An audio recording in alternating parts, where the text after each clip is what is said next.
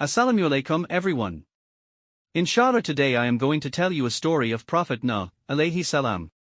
Allah sent Prophet Nuh, alaihi salam, to earth 1000 years after sending Prophet Adam, alaihi salam. The population on earth had increased many folds by now, and by this time, the evil Shaitan had played his dirty tricks with mankind, and people had started worshipping idols. It was during this time that Allah sent another prophet to earth, Prophet Nuh, alaihi salam, to guide the people back.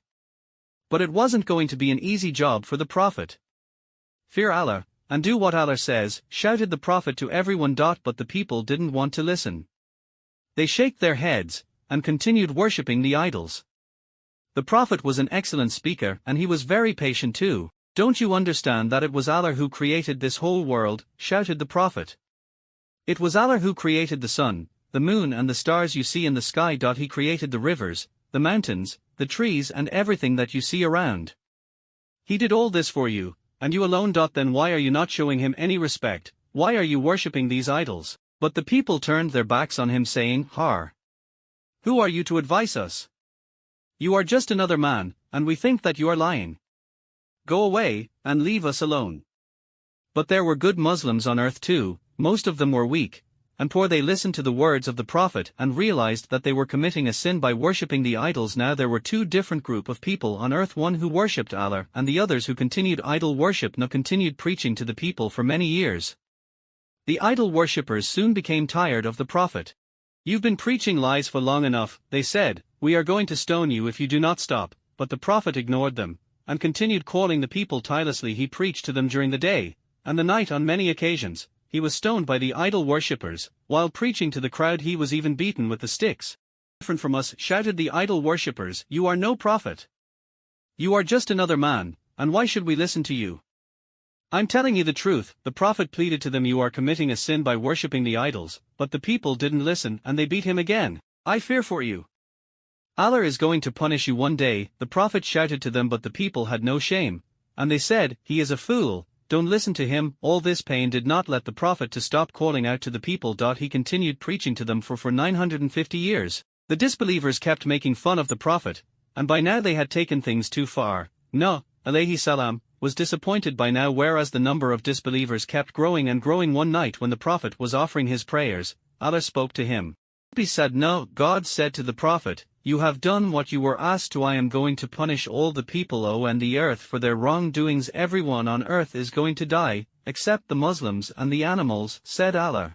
As the first step, God then asked the prophet to plant many trees. Nuh, alaihi salam, didn't understand the reason behind this, but he listened to Allah and started planting trees as he was told. He also asked the good Muslims, who listened to him to do the same. They did this for more than 100 years. After many years, Allah spoke to the prophet again.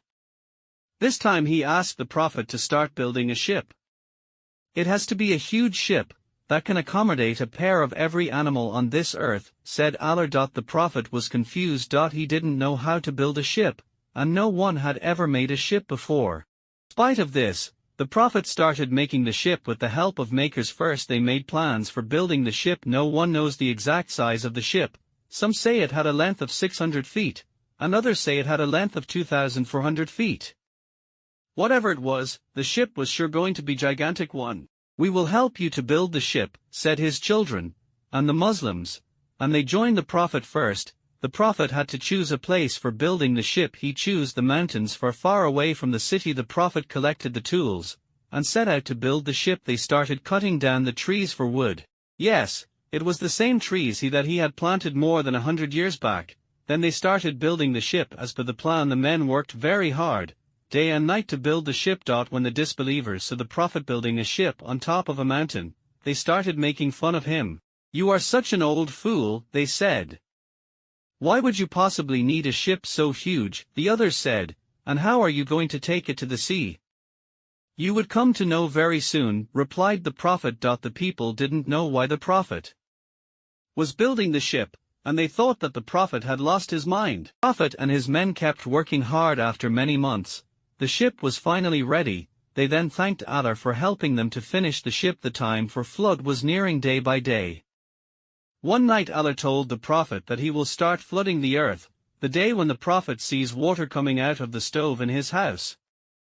You see, this huge ship built by the Prophet had 3 different sections. They were for different types of animals. The first one was for birds.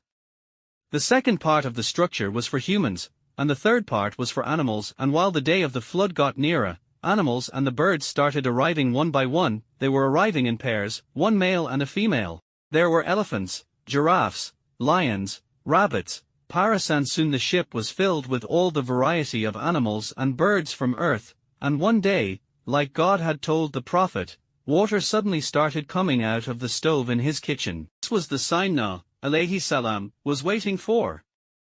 He knew that the time of flood had arrived. When he went out, he saw that it had started raining too.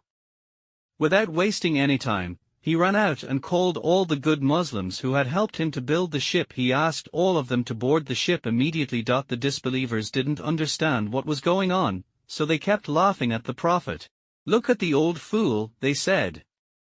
"What is he going to do with all those animals and men?" The Prophet ignored them and asked his wives and sons to board the ship quickly. Everyone obeyed him, except for one of his wife and her son who were not his followers. "I will save myself from the water," his son said. "Don't worry about me." Water levels had gone up by now, so the Prophet ran to board the ship. A terrible flood broke out, and the water levels began to rise rapidly. The earth's crust moved, and ocean floors started rising, which caused it to flood the dry lands. The rains didn't stop for hours either.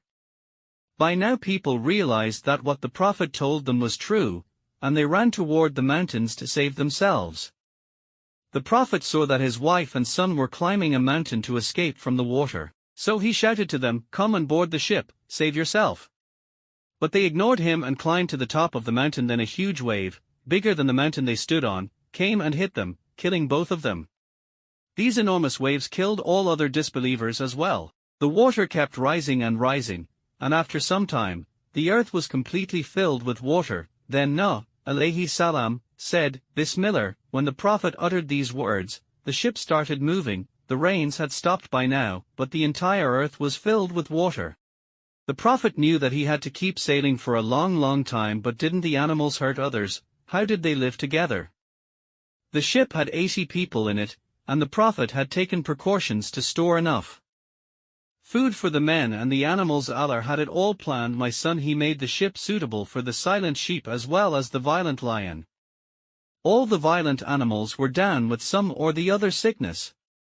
All of them were living together, but the Prophet faced a lot of trouble because of the rats. They were everywhere, running up and down, nibbling there, nibbling here. They were really the troublemakers. Then the Prophet prayed to God, and it was then that Allah created the cats. The cats hunted down the rats.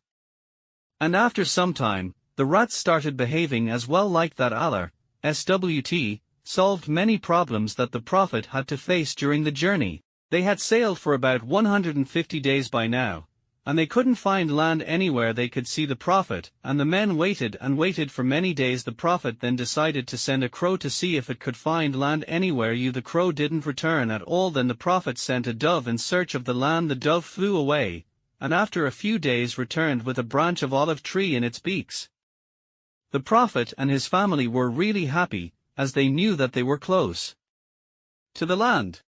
The ship sailed further for some time, and finally reached on top of the Judi mountain. The Prophet said, Bismillah, and the ship stopped moving, after traveling for more than 150 days. Their journey had finally come to an end. The Prophet released all the animals, birds and insects first into the land.